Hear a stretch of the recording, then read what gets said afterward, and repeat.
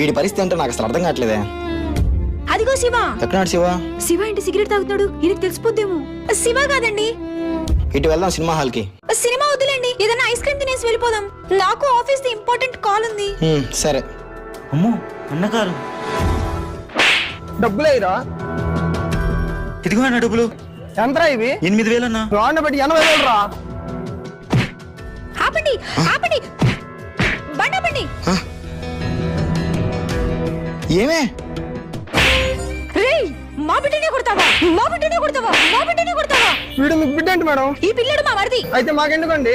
IPL match లో పెట్టి కట్టి డబ్బులు ఓడిపోయాడు. ఏమైంది? వీడెవడో మన శివాని కొట్టాడండి. కొట్టాడా?